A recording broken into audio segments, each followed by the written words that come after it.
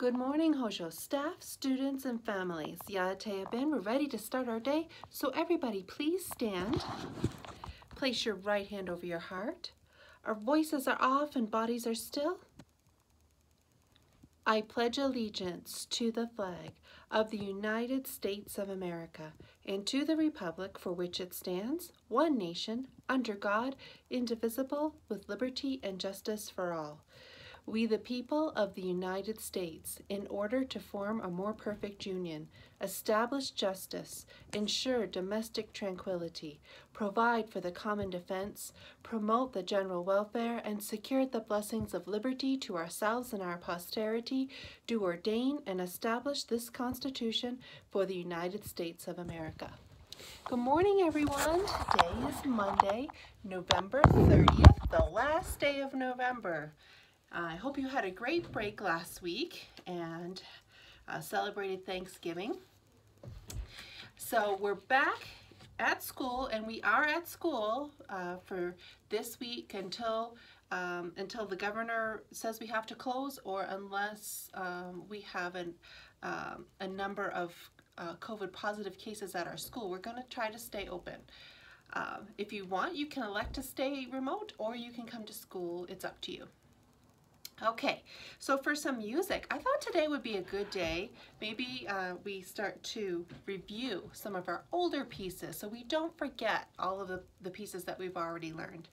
So let's see, let's start with this one.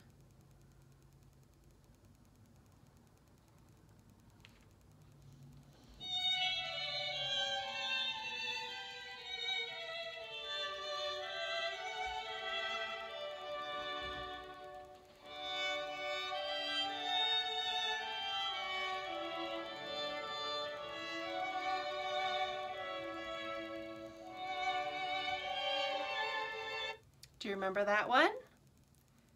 Who composed it? Beethoven. That's Beethoven's Ode to Joy. How about this one?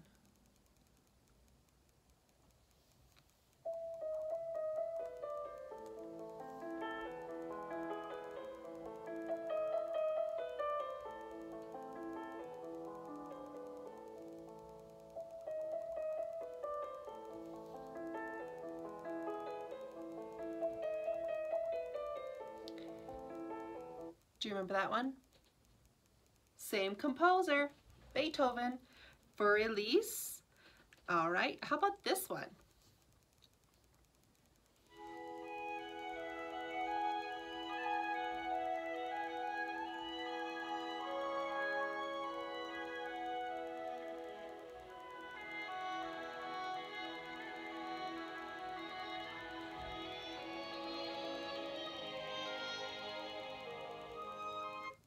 Do you remember? Peer Gynt Suite No. 1 Morning by Edvard Grieg. That one holds a special place in my heart because we had our first day of school 2 years ago, and we played it out in the area where everybody could hear, the neighborhood could hear, and that was the very first song that we played, very first piece of classical music that we played together to identify. Okay, so for our poet this week, from the 5th grade set of poems, I have Emily Dickinson. Remember our friend the recluse who would have done really well during COVID-19 shutdowns? She was fine with that. She had her own little quarantine situation, and she kept herself in her own house. And do you remember we did the poem Narrow Fellow in the Grass? And it was sort of a riddle to try to figure out what was the narrow fellow in the grass. Well, here's another riddle poem that she wrote, and I'm going to read it to you, and you tell me what she is writing about. Okay, here we go.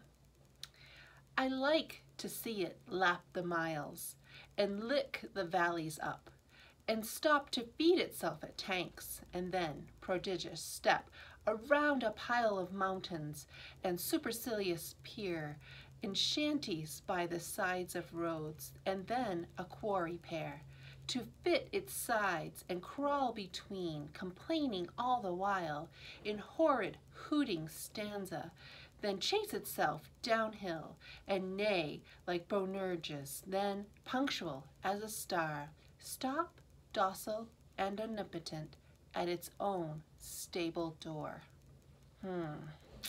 What do you think laps up the miles and can go around a mountain and makes loud noises and then can stop very punctually at its own stable door? It says stable door makes you think of a horse, right? She's talking about something that goes around mountains, goes very fast and loud. A train. Did you guess a train? Yes, very popular in Gallup. When I moved here, I had to get used to the train.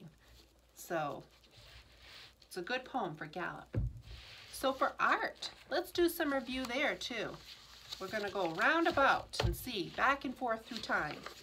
And this is Leonardo da Vinci's Vitruvian Man. Okay, that's the Renaissance period. Now we're going to skip ahead to the 1800s. George Seurat, A Sunday Afternoon at the Island of La Grande Jatte. Back to the Renaissance. Leonardo's Last Supper. Go forward to the 1800s. Renoir, Two Sisters. Back to the Renaissance, we have Raphael, School of Athens. Right. And we have Diego Velázquez, Self-Portrait. Do you remember this one? Emanuel Leutze, Washington Crossing the Delaware. This one's more recent.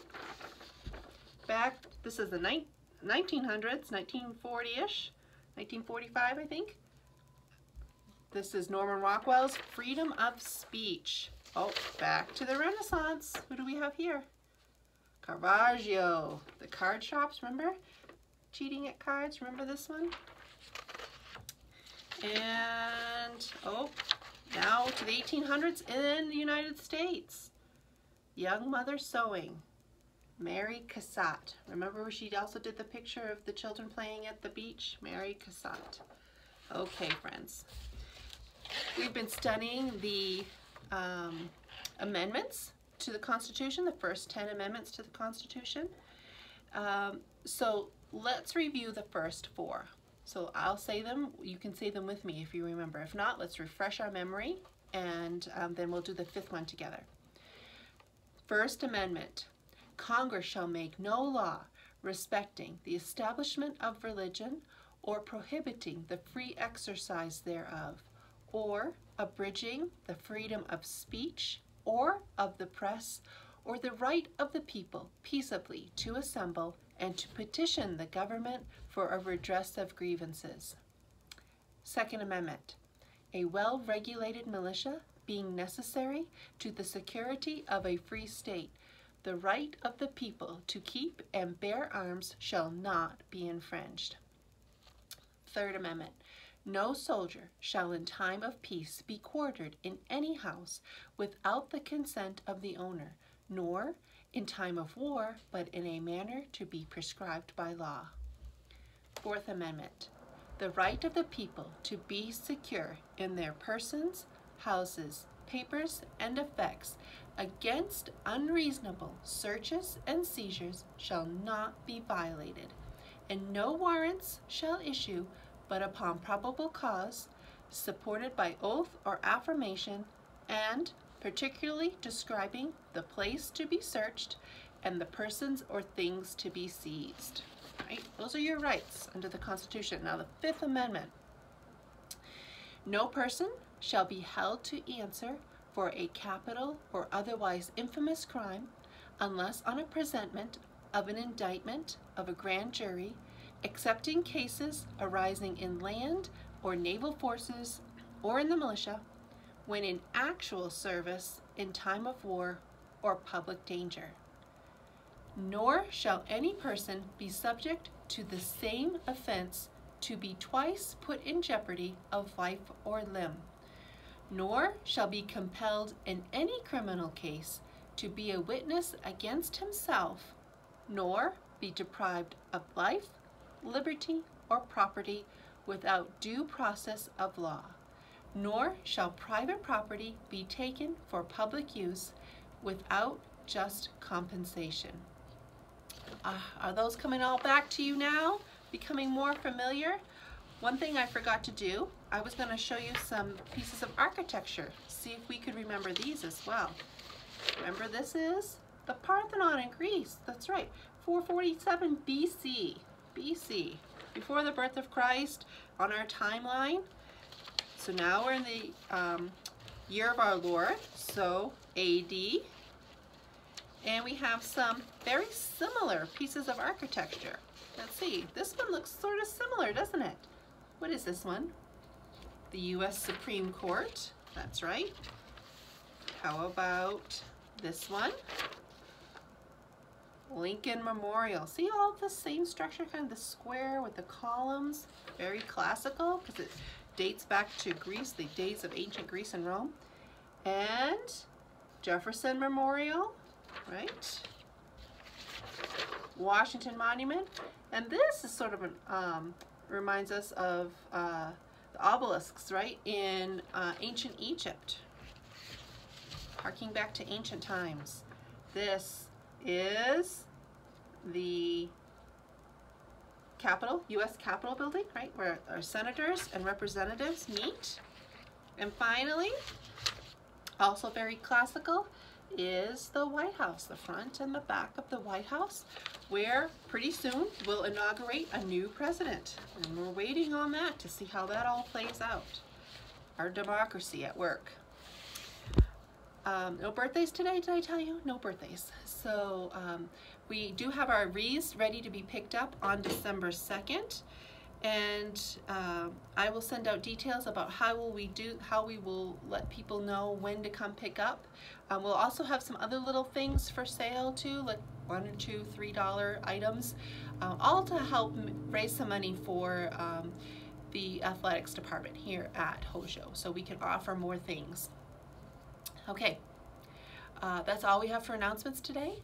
So let's do our student pledge. I will do the good, I will learn the true, and I will love the beautiful. And I hope you have a great day today.